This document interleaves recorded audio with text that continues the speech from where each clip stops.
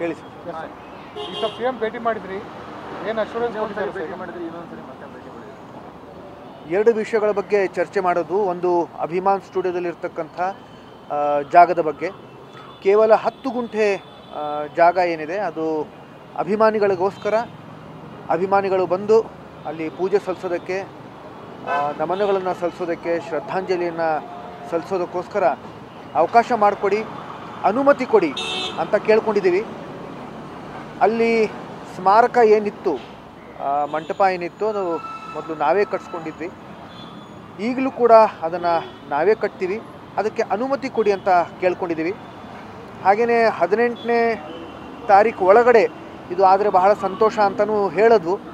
ಆದರೆ ಅದು ಆಗೋದು ಸ್ವಲ್ಪ ಕಷ್ಟ ಅಂತ ಹೇಳಿದ್ರು. ಯಾಕಂತಂದರೆ ಯಾವುದೇ ಥರದ ಮುಂದೆ ಸಮಸ್ಯೆ ಬರಬಾರ್ದು ಅನ್ನೋದಕ್ಕೋಸ್ಕರ ಅರಣ್ಯ ಇಲಾಖೆ ಜೊತೆಯಲ್ಲಿ ಮಾತಾಡ್ತೀನಿ ಅಂತ ಹೇಳಿದ್ರು. ಅರಣ್ಯ ಇಲಾಖೆದವರು ಕೂಡ ಅಂಜುಮ್ ಪರ್ವೇಜ್ ಅವರು ಅಲ್ಲಿದ್ದರು. ಅವರು ಕೂಡ ಸಕಾರಾತ್ಮಕವಾಗಿ ಸ್ಪಂದಿಸಿದ್ದಾರೆ. ಆದರೆ ಎಲ್ಲ ಒಂದು ಅಲ್ಲಲ್ಲಿ ಯಾವುದೇ ಥರದ ಮುಂದೆ ಸಮಸ್ಯೆಗಳು ಬರಕೂಡ್ದು ಆ ನಿಟ್ಟಲ್ಲಿ ನಾವು ಹೆಜ್ಜೆ ಇಡಬೇಕು. ಹಾಗಾಗಿ ಸ್ವಲ್ಪ ಸಮಯ ಹಿಡಿಯುತ್ತೆ ಅಂತ ಅವರು ಹೇಳಿದ್ರು.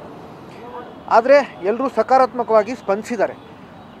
ಬಹುಶಃ ಕೆಲವು ದಿನಗಳಲ್ಲಿ, ಅದು ಮುಂಬರೋ ಕೆಲವು ದಿನಗಳಲ್ಲಿ ಅದು ಅಲ್ಲಿ ಮಂಟಪ ಕಟ್ಟೋದಕ್ಕೆ ನಮಗೆ ಅವಕಾಶ ಸಿಗತ್ತೆ ಅನ್ನೋ ಒಂದು ಭರವಸೆ ನಮಗಿದೆ.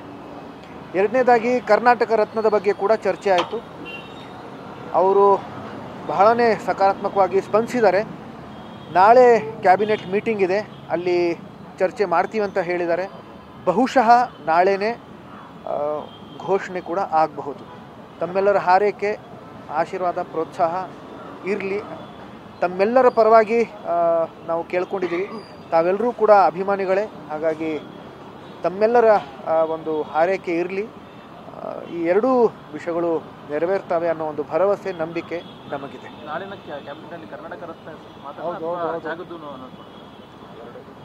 ಜಾಗಕ್ಕೆ ಸ್ವಲ್ಪ ಸಮಯ ಹಿಡಿಯುತ್ತೆ, ಯಾಕಂತಂದರೆ ಅಲ್ಲಿ ಚರ್ಚೆ ಆಗಬೇಕು ಅಂತ ಹೇಳಿದೆ ನಾನು. ಆದರೆ ಕರ್ನಾಟಕ ರತ್ನ ನಾಳೆ ಚರ್ಚೆಯಾಗಿ ಘೋಷಣೆ ಆಗೋ ಸಂಪೂರ್ಣ ಸಾಧ್ಯತೆ ಇದೆ. ಸರ್, ಹಲವಾರು ವರ್ಷಗಳ ನಿರೀಕ್ಷೆ ಅದು ಯಶಸ್ವಿ. Thank you.